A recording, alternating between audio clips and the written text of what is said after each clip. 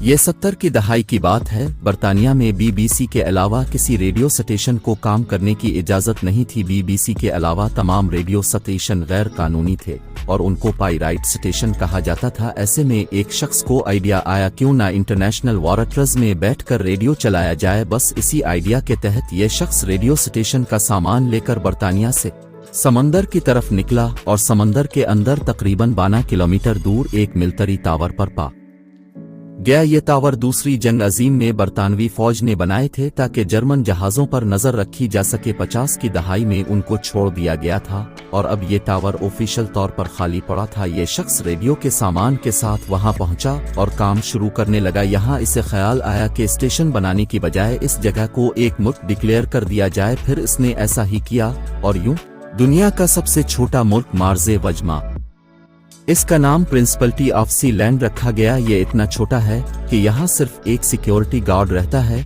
इसको आज तक किसी मुल्क ने तस्लीम नहीं किया, लेकिन इसके बावजूद इसका अपना झंडा, अपना कौमी तराना, अपनी करेंसी और अपना पासपोर्ट है। सी लैंड मुल्क की बुनियाद बरतानिया के शहरी पेडी रायबैट्स ने रखी थी। 1967 में पेडी बैट्स ने इस जगह पर अपना कब्जा जमा लिया। इसके बाद इसने यहाँ से रेडियो स्टेशन बनाने की बजाय इसको कहा गया। ये इस मुल्क एक मुल्क की आज़ादी की जंग थी। इसके बाद भी इस मुल्क ने 2 जंगें लड़े। एक बार इस मुल्क ने हमला किया, जबकि दूसरी बार अपने इलाकाई खुद मुख्तारी को मनवाने के लिए की गई थी।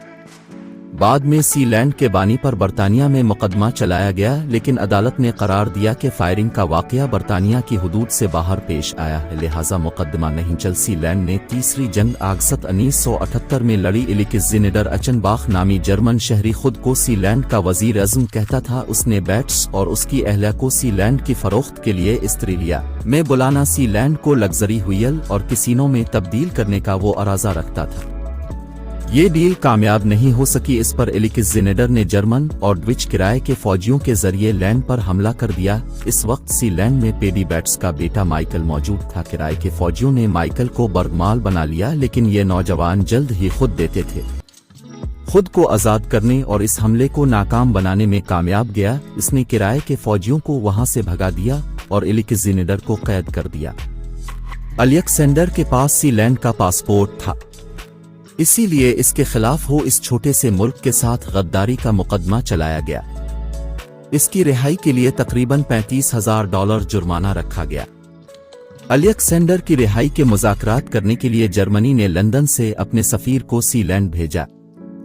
इस मुल्क को एक बार बड़े भारी पैसों के एवज बेचने की पेशकश भी की जा चुकी है, लेकिन इसके बानी ऐसा करने के लिए तैयार नहीं है। एक बार तो उसे बायरंत बे ने खरीदने की कोशिश भी की थी, लेकिन वो इसमें कामयाब नहीं हो सके। इसके बाद एक हस्पानवी रियल एस्टेट कंपनी ने भी सी लैंड को खरीदने की कोशिश की। इसके लिए उन्होंने $906 मिलियन की भारी रकम की पेशकश की, लेकिन फिर भी सी लैंड को फरोख्त नहीं किया गया। सी लैंड दुनिया का सबसे छोटा एरिया है जो अपने आप को एक मुल्क के तौर पर मनवाना चाहता है। कई दहाइयों से ये मुल्क मौजूद है, लेकिन किसी भी और मलिक ने इसे बतौर मुल्क तस्लीम नहीं किया। लेकिन इसका शाही खानदान आज भी अपने इस दावे पर कायम है कि सी लैंड एक मुल्क है। वो इस मुल्क के पासपोर्ट भी जारी करते हैं। इस वक्त दुनिया में तकरीबन 3000 लोग हैं जिनके पास सी लैंड मुल्क का पासपोर्ट मौजूद है। यूरोपीय यूनियन सी लैंड के पासपोर्ट को एक फैंटेसी पासपोर्ट तस्वुर करती है।